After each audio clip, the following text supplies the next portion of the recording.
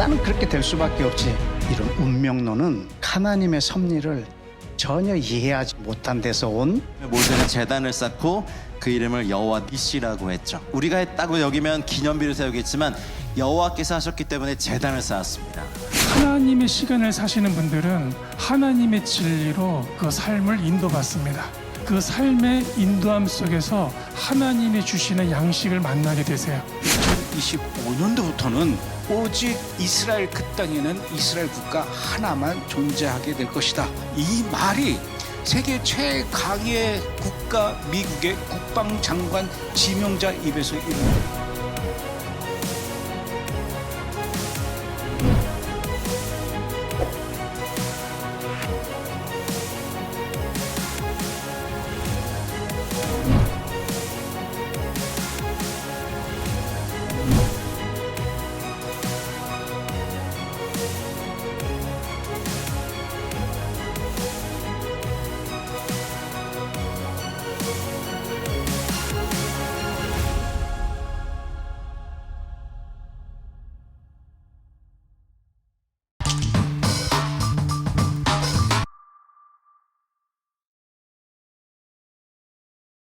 오늘은 후티 반군 얘기부터 좀 시작해봐야 될 것 같아요. 지난 3월 15일 도널드 트럼프 대통령이 후티 반군을 향한 공격 명령을 내렸는데 이전에도 조 바이든 대통령 때도 역시 후티 반군에 대한 공습이 있긴 있었어요. 그렇다면은 그 조 바이든 대통령 당시의 후티 공습과 이번에 도널드 트럼프 대통령의 후티 공습 굳이 뭐 차이가 있다면 어떤 차이가 있습니까? 그러니까 일단 가장 중요한 게 이제 작전 권한에 관한 문제죠. 작전 통제인데 바이든 행정부 시절에는 백악관이 직접 후티 반군 공세 작전을 승인하고 지휘했습니다. 그러니까 백악관에서 지휘 승인을 하고 막 시어머니처럼 이제 개입을 했죠. 중부군 사령부에 관할 지역이 중부군 사령부니까. 근데 트럼프는 중부군 사령부에 대해서 완전히 작전권을 일임을 했어요. 독자적으로 공세적 타격을 실행할 수 있는 권한을 완전 부여했어요. 그러니까 네가 중부군 사령관이 판단하기에 저거 때려야 된다면 때려. 내 허락 받지 말고. 위협이 발생하면 무조건 발본색원 해라. 원점 타격해라라고 지시를 했고요. 이런 현상 때문에 작전 기간도 바이든 백악관이 일일이 간섭하고 일회성. 그러니까 여론이 안 지어지거나 그래서 민간 선박에 대한 공격이 잦아지면 이제 형식적으로 한번 때리는 수준 정도. 나 때렸어. 이런 식으로 얘기하고 넘어가지만 트럼프는 요번에 중요한 대목이 뭐냐면 무기한 공습이라는 걸 상징했어요. 그러니까 우리의 목표가 완성되기 전까지는 계속 그 칼빈소를 주둔시키겠다는 얘기죠. 계속 때리겠다는 겁니다. 군사시설이 완전 파괴될 때까지. 그다음에 중요한 두 번째 포인트 차이점이 뭐냐면 공격 목표에 관한 거죠. 그럼 바이든 행정부는 이제 후티 반군의 군함, 그러니까 말이 좋아서 군함이지 일반 상선에다가 이제 드론 달고 대포 달고 이런 거거든요. 전자장비 달고 그런 것만 제한적으로 공습을 하는 거예요. 해안가에서. 그런데 트럼프는 후티 반군의 해상 전력, 당연히 그거는 이제 폭파시키 공습을 하고 배후에 육지에 있는 어떻게 보면 병참 기지 있죠. 군사 제조 시설 아니고 병참 군수 창고. 그다음에 발전 시설까지 다 타격을 했습니다. 그게 타이즈에 있는 도시와 전력 시설이 위치한 다이안 지역. 그러니까 전력하고 어떻게 에너지하고 이제 군수물자가 제일 중요하지 않습니까? 그 군사력 평가함에 있어서 그 두 가지를 갖다 원점 타격을 해서 다 부셔버린 것이죠. 그래서 그런 근본적 차이가 있고 또 이런 현상이 왜 발생했냐면 근본적 차이가 이란에 대한 입장입니다. 그러니까 바이든은 이제 지난 2023년에 무슨 일이 있었냐면 바이든 시절에 예를 들어서 후티 반군 공격한다. 그러면 사전에 이 정보를 이란한테 줘요. 어디 타격하겠으니까 피해라고. 근데 그렇게 하면 이제 약간 역적 소리 들으니까 어떤 식으로 했냐면 지나가는 선박한테 위치 정보를 주는 식으로 이렇게 흘려버린 거예요. 이게 어디서 나왔냐면 스카이뉴스 아랍판에 나온 거예요. 현지 후티 반군의 그 인터뷰를 딴 내용이 이 얘기입니다. 사전에 정보를 공지했다. 우리는 왜냐면 호데이다, 하지약, 그다음에 이 지역에다 미사일 드론 발사대 레이더 시설 무기고를 폭격한다고 사전에 얘기하니까 이걸 다 옮겨버린 거예요. 민간 그 지구, 그러니까 민간 도시에다가 다 옮겨버린 것이죠. 그러니까 사실상 폭격을 했다고 이제 화면은 나가는데 빈 창고를 때린 거죠. 그런 현상이 있다면 트럼프 같은 경우는 민간인 도시 안에 있는 적재된 주요 군수 시설에서 무차별 폭격을 했습니다. 상관없다라는 거죠. 왜냐하면 이거 하기 전에 사전 정지 작업으로 후티 반군을 FTO 테러 지정세라고 집어넣었어요. 이거 군사적 목표라는 것이죠. 그러니까 그 주변에 있는 민간 시설이 파괴돼도 이건 어쩔 수 없다라는 거죠. 그러니까 법률적으로 딱 깔아놓고선 무차별 폭격을 한 겁니다. 그래서 이번에 조금 민간인 피해가 많이 나왔어요. 왜 민간인 지역에 이제 무기를 이렇게 접해놨거든요. 과거 이제 이스라엘 북부경에서 헤즈볼라도 민간인 도시 지역에다가 이제 그 무기를 적재해놨지 않습니까? 하마스도 그랬잖아요. 그렇죠. 그러니까 이른바 인간 방패를 나는 무시하고 그냥 때리겠다라는 거죠. 근데 트럼프가 워낙 강하게 나가니까 국제사회에서 뭐 인도적 문제 이런 건 제기 안 하죠, 지금은. 그러니까 결론적으로는 뭐 반복된 얘기지만 바이든은 실질적인 후티 군사 역량 약화보다는 그냥 요식행위 공습을 한 것이고 트럼프 대통령은 확실히 후티 반군 군사 역량 파괴에 초점을 둔 거예요. 완전히 괴멸시키겠다는 것. 그러니까 후티 반군 자체보다는 군사 능력을 현격하게 거의 제로로 만들겠다라는 거죠. 지금 앞서서 이준 PD도 그 항공모함 전단 2개 전단을 보냈다 그랬단 말이에요.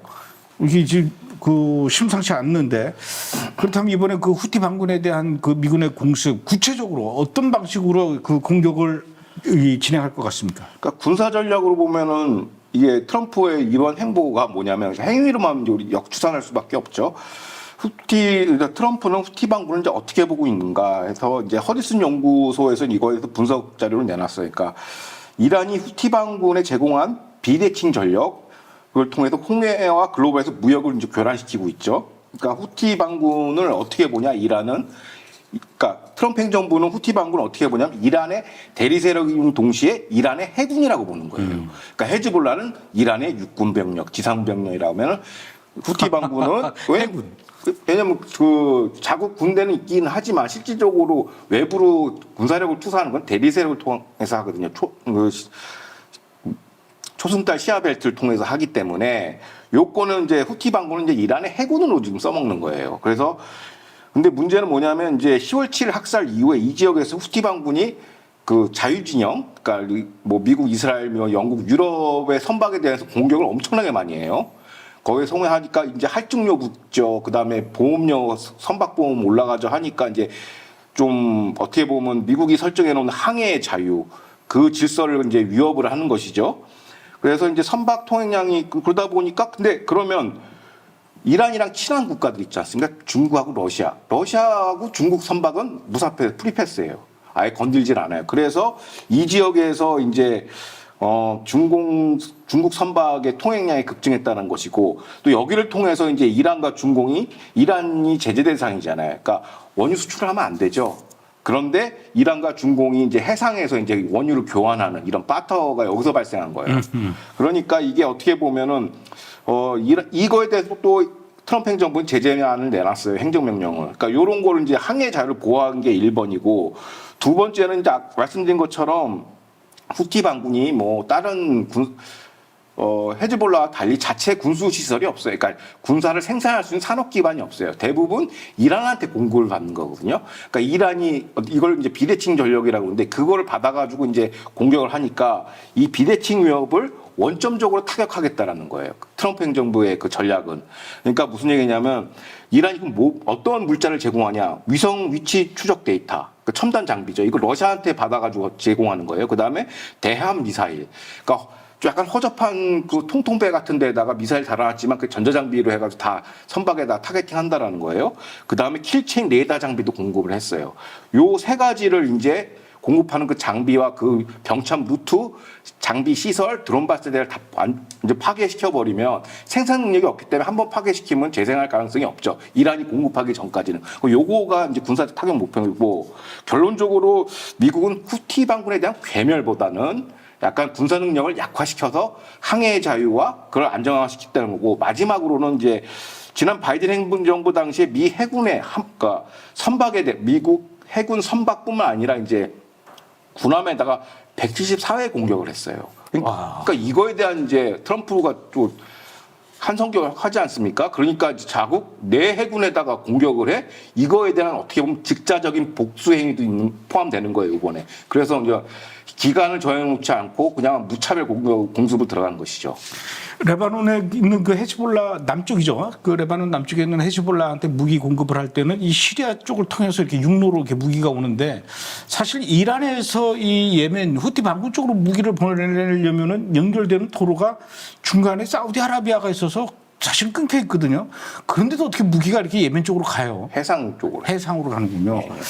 자, 어쨌든 그런 상황에서 지금 미군이 항공모함 2개 전단을 이제 그 앞으로 보내서 분명히 전투기가 떠서 이제 예멘의 후티 반군 쪽을 향해서 이제 공격을 할 텐데, 결국은 지상군이 들어가야 되지 않을까요? 지상군 들어갈 계획은 없답니까? 그러니까 이제 보통 우리 가자 지구 전장 봐도 결국에는 IDF 지상군이 들어가서 이제 접수 평정을 해야 되는데 마찬가지죠. 그래서 네오콘들, 그러니까 약간 좀 미국에서도 좀 군사 개입주의를 강조하는 사람들, 그러니까 트럼프랑 좀 성향이 다른 그 전문가들은 후티 반군을 완전 괴멸시키려면 지상군을 이제 들어가서 정리를 해야 된다라고 얘기를 하는데 앞서 얘기했듯이 트럼프 행정부의 목표는 이제 이란의 해군력이 후티 반군의 군사 역량만 이제 파괴시키겠다는 거죠. 그게 이제 전략적 목표는 뭐냐면 일면 홍해에서 항해 자유를 이제 하는 그런 행위도 하지만은 실질적인 목표는 이란에 어떻게 보면 실질적인 군사력을 완전 무장해제시키는 겁니다. 뭐 이스라엘 덕분에 사실상 이제 헤즈볼라 다 파괴했지 않습니까? 그러니까 이란의 그 대리 세력이 가장 센 헤즈볼라, 하마스 이런 걸 거의 완파 직전까지 갔고, 그건 이스라엘이 대신해줬고 남은 게 이제 후티 반군 하나예요. 그러니까 요거까지 완전 제거를 해버리면 군사 역량을 파괴시켜버리면 이제 이란은 군대가 없는 거예요. 그러니까 무방비로 노출돼 있다라는 거죠. 그렇게 압박을 해서 핵 협상 테이블로 나와라. 마지막 외교를 해보자. 그걸 하는 것이죠. 결론적으로 얘기하면 이제 미국은 트럼프는 군사력을 통해서 외교적 해법을 지금 힘과 이제 당근과 책찍을 쓰는 것입니다. 표피적으로는 후티 반군을 공격하지만 사실상 이란 너 핵 포기해. 너의 군사력은 끝났어. 왜냐하면 촉수를 다 부셔버리는 거거든요. 너를 방어할 수 있는 건 아무도 없으니까 이제 핵 빨리 포기해라. 이런 가장 전략적 목표로 지금 이거를 행보를 하고 있습니다. 물론 이제 군사력으로 보면은 후티 반군과 미군의 군사력은 뭐 비교가 되지 않을 정도로 비교조차도 안 될 정도로 엄청나게 그 차이가 있을 텐데 당연히 뭐 미군이 저는 뭐 후티 반군쯤이야 이겨낼 수 있으리라, 박살 낼 수 있을 거라 생각을 하는데 그럼에도 불구하고 이 후티 반군 이게 좀 하마스처럼 이 테러 집단이기 때문에 쉽지가 않아요. 이 막 그 흩어졌다고 보였다 막 이렇게 하기 때문에 쉽지 않은 그런 상대이긴 하기 때문에 미군 혼자서 하는 것보다도 주변의 아랍 국가들 GCC라고 있지 않습니까? 뭐 사우디아라비아, 바레인, 쿠웨이트 또 뭐 오만, 카타르, 아랍에미레이트 이런 나라들이 좀 이렇게 아랍 연합국들이 미군하고 좀 힘을 모아서 같이 좀 후티 반군과 맞서 싸웠으면 좋겠는데 문제는 이 GCC라고 하는 그 아랍 연합국들이 지금 뭐 약간 좀 4분 5열 돼가지고 지들끼리 또 싸우고 있다면서요? 예. 그러니까 이제 말씀하신 것처럼 그러니까 트럼프 행정부는 지상군 투입을 극도로 싫어합니다. 혐오해요. 그러니까 그 이제 국제정치 관점 이제 그 전문 용어로 이거를 뭐라고 하냐면 지상군을 투입해가지고 그 지역의 질서를 잡는 거를 온쇼링 밸런싱이라고 하고 지금처럼 해군력을 통해서 이제 제공권을 해가지고 바깥에서 하는 걸 갖다가 오프쇼링 밸런싱이라고 합니다. 그러니까 트럼프 행정부 같은 경우는 지금 오프쇼링 밸런싱을 하겠다는 거예요. 해군군력으로 그 군사력만 이제 제거시키고 말씀하신 것처럼 이걸 완전하게 토벌을 하려면은 GCC 연합국이 들어가야 돼요. 그러니까 그 역할은 아랍 주변국이 지상군을 투입을 해야 됩니다. 근데 지금 현재는 GCC의 어떻게 맏형이라고 할 수 있죠. 사우디하고 아랍에미리트가 사이가 굉장히 안 좋아요. 그게 왜 그러냐면 사실상 이 두 국가가 왜냐하면 그 바로 근접국이니까 근접국에서 해결을 해줘야 되는데 접수 평정을 못하는 이유가 이제 기원을 올라가면 이제 최초 2015년에 예멘에서 내전이 발생했지 않습니까? 후티 반군이 수도를 이제 점령하고 그 예멘의 수도를 점령하고 하다 보니까 이제 사우디가 주도해서 이제 GCC 연합국을 만들었어요. 대부분 수니파 산유국이고 다 해안가 그 아라비아 반도 해안가에 있단 말이에요. 그 사람들 모아서 이제 후티 반군에 대해서 토벌전을 들어갔는데 그때까지는 초창기는 괜찮았어요. 그런데 후티가 지금이야 이제 후티가 이란산 무기를 공급받고 있다. 대리세라는 게 만천하에 드러났지만 그때는 이른바 그림자 전쟁에서 암암리에 몰랐어요. 그래서 후티가 이란산 무기로 이제 막 저항을 하니까 전투력이 강하다 보니 무기가 계속 들어오니까 약간 당황한 거죠. GCC가. 그리고 또 문제는 뭐냐면 그 당시에는 GCC 연합국 안에 누가 또 멤버로 참여했냐면 카타르가 참여했어요. 근데 카타르가 그때 무슨 짓을 했느냐? 시아 순위 양다리를 했어요. 그러니까 연합군에 있는 정보를 갖다 이란한테 넘겨준 겁니다. 그러니까 폭격을 해도 다 피해 있고 하다 보니 전쟁이 장기화되죠. 그 다음에 이 당시에 또 무슨 일이 있었고 결국에는 거기서 이제 GCC에서 이제 퇴출시켰습니다. 카타르를. 그랬는데 이 당시 2015년이면 이제 오바마 행정부죠. 오바마 행정부는 내면으로 친이란 정책이니까 여기에 대해서 친이란에 대해서 제재를 해야 되는데 그렇게 강력하게 하지를 않았어요. 그리고 어떻게 보면 지금 지난번 그 10월 7일 학살 사태처럼 국제 여론을 동원해 가지고 여기서 발생하는 민간인 피해를 더 부각시킨 거예요. 그러니까 피해를 또 전도시키는 것이죠. 그래서 그러다 보니까 사우디하고 걸프 연합국들이 국제사회의 그 비판에 직면한 겁니다. 카타르가 정보를 이렇게 빼돌려가지고 전쟁이 장기화되니까 자국 군사력, 지상군 병력도 그 캐셔티가 캐셔티가 굉장히 올라가고 많이 보고 국내 여론도 안 좋으니까 이거 어떻게 하지 하다가 사우디가 제일 먼저 배신을 때립니다. 그러니까 사우디가 그 사우디 후티랑 국경 인접국으로 작전 범위를 이제 제한하면서 사전 작전만 한다면서 쓱 빠져요. 그러니까 이제 아랍에미리트 입장에서 야 네가 주도해가지고 전쟁했는데 네가 빼면 어떡하냐 해가지고 그때부터 이제 앙숙이 된 것입니다. 두 국가가. 자, 근데 그 사우디하고 또 이란하고 관계 정상화를 2023년도에는 시도했었단 말입니다. 이건 어떤 영향을 줬습니까? 그러니까 이제 사우디 이란 외교 정상화, 사우디의 이제 아랍에미리트 갈등이 그때부터 시작됐는데 그때 그 사이에 굉장히 격화됐죠.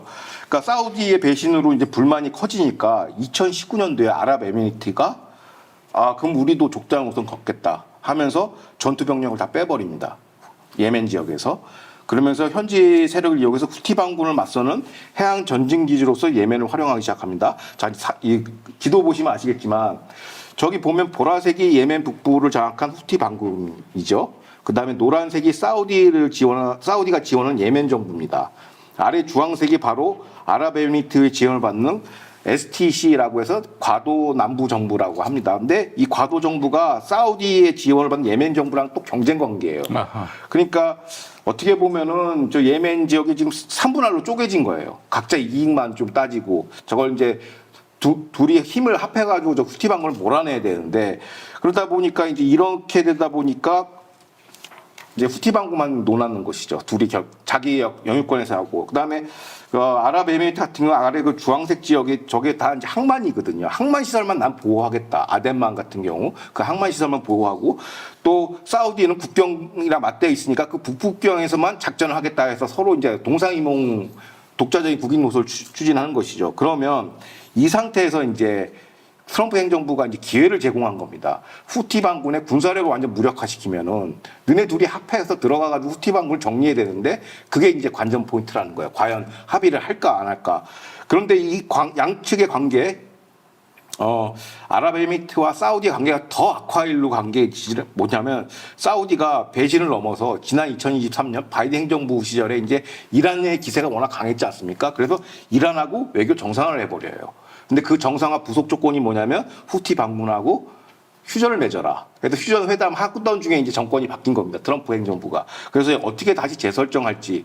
왜냐하면 저거 무기는 제거할 수는 있지만은 누군가 들어가서 저거 정리해야 되거든요. 가다지고 정리하는 것처럼. 그래서 과연 사우디가 진정한 의미에서 중동의 가장 뭐랄까 순위파의 마청인지 그 리더십의 시험에 올랐다고 보는데 저는 개인적으로 봤을 때는 사우디나 이 국가들의 특징이 뭐냐면 다 남의 손으로 무임승차를 하려고 그래. 안보 무임승차를. 돈으로 해결하려고 그러고. 그리고 이게 그럴 수밖에 없는 게 이 토호국가 특징이라 그런지 모르겠지만은 그 중산층이 다 한량들이에요. 그러니까 자국 병력들의 그 위관장교, 중간장교급들 있지 않습니까? 다 외국인을 써요. 그리고 아랍에미리트 같은 경우도 수단에 있는 RSF라는 그또 용병을 갖다 쓰니까 이게 전투가 제대로 안 되죠.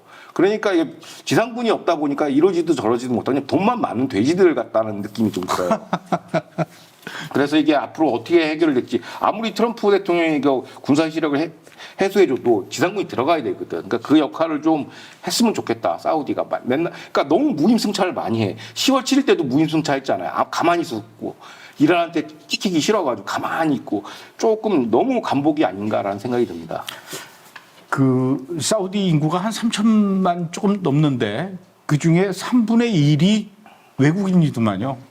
그래서 이렇게 꾸준히 해야 되는 거를 전부 다 어디 스리랑카, 아프가니스탄, 뭐 그다음에 파키스탄 이런 사람들을 데려다가 다 일시키고 자기네들은 지금 우리 조 기자님 얘기한 것 마냥 한량처럼 지내고 흰 옷만 입고 다니잖아. 일을 안 한다는 얘기죠, 그거는.